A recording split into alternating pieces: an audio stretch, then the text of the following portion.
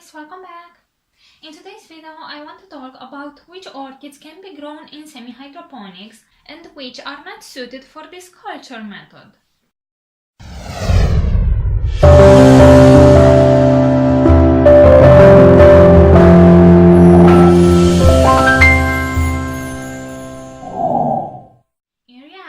Almost any plant, and not only orchids, can be grown in semi-hydroponic culture, but it really depends less on the plant and more upon how the semi-hydroponic and the rest of your cultural conditions combine to meet the needs of the plant.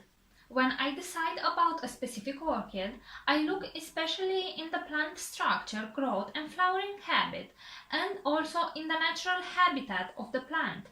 Orchids with pseudobulbs, like this cattleya here, have a built-in water storage vessels, so they may not actually need constant moisture supply, but most of them do just fine in semi-hydroponics.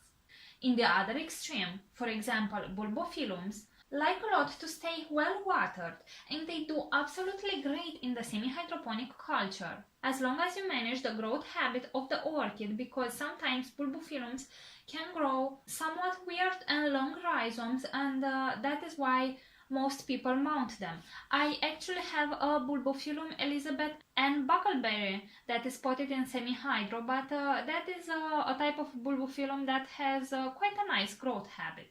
Orchids that have no pseudobulbs, like phalaenopsis, seem to likely be on the automatic with semi-hydroponics, and they grow exceptionally well in this setup.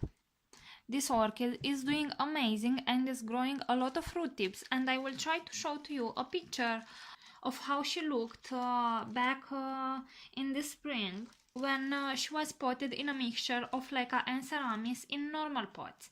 That was a very bad idea, and my orchids really hated ceramis, so this is quite an improvement, and she grew so well this year. She finally is starting to have more and more roots, and I am sure that by next year she will be pot bounded in this little cup. In the other hand, vandaceous orchids usually don't do very good in semi-hydroponics unless you grow them in a very warm and dry in-home conditions. There are quite a few people that manage to grow a few vandaceous orchids in semi-hydro, but I wouldn't really go that far, and I will remain for the vandaceous types of orchids in open and very airy baskets with orchiata bark that decomposes in a lot of years, about 5 to 6 years, and my vandas are happy with that. I won't really mess up with them in semi-hydro. As far as growth habit goes, even if a plant would ordinarily like the culture, if they have a climber growth habit, like bulbophyllums, I would not put them in semi-hydro. Actually, these orchids go a lot better mounted. The same rule applies with pendant growth orchids, such as phalaenopsis. As far as the flowering habit is concerned, if the inflorescence has grown down, like stanhopeas or like some dracula orchids, just forget semi-hydro. You cannot grow these orchids in this setup.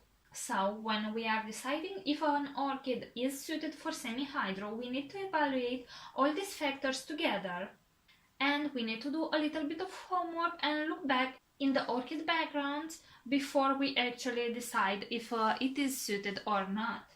Also, semi-hydroponic culture can be a great help if you are trying to push up the limits of your temperatures with certain type of orchids, because the evaporative cooling from the constant moist medium can allow cooler growing plants to thrive under warmer conditions than they might normally prefer.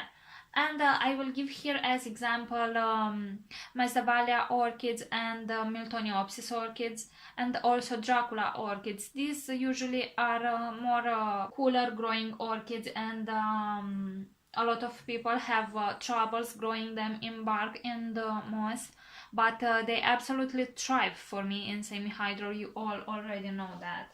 So alright guys, this has been the video for today. If you have any questions, please leave them in the comment section below. If you have liked this video, please give it a thumbs up, and if this is the first time you are watching a video on my channel, make sure to subscribe so you can stay up to date with all my orchid videos. Thank you for watching and see you all next time. Bye!